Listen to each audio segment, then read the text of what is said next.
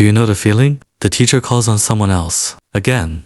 You had the answer, but your mouth didn't move, and now they think you don't care. This is the quiet student. Not shy, not slow, not rude, just quiet. You hear everything, you just process it differently. Psychology calls this depth of processing. On the outside, nothing. Inside, your brain is running simulations. The prefrontal cortex, your inner analyst, works overtime. You weigh every word before you speak it, because to you, words have weight. People mistake your silence for absence. Teachers call it disengagement. Classmates call it weird. But behavioral psychology sees something else. A trait called sensory processing sensitivity. About 20% of people are born with it. Your nervous system picks up more. Tone.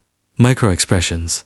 The shift in the room when someone lies, so you speak less, because you're already 10 steps into the conversation. That's not weakness. It's cognitive load. Here's what your brain is actually doing. Neuroscience shows quiet students have higher activity in the behavioral inhibition system. That's the brain's brake pedal. It pauses you to assess threat, meaning social cost. You're not frozen. You're scanning. The problem is, school rewards the quick hand, not the deep mind. So you start to believe the lie. Maybe I am slow. You're not. You're running different software. So how do you work with this brain? Not against it. 1.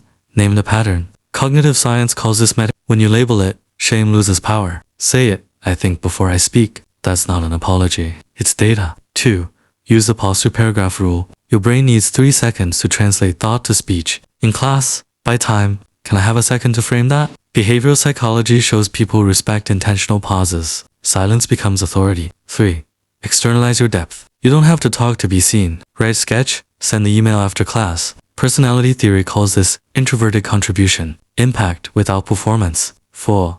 Choose your moments. You don't owe every discussion your voice. Neuroscience says decision fatigue is real. Save your words for what matters. When you do speak, people listen. Because rarity creates weight. Here's the model to remember. You are not empty. You are encoded. Quiet isn't the absence of signal. It's a different frequency. Most people aren't tuned to it. That's not your failure. So next time they skip you, remember the tree. The deepest roots never break the surface, but they hold up the forest. You were never behind. You were just building where no one could see, and that's enough.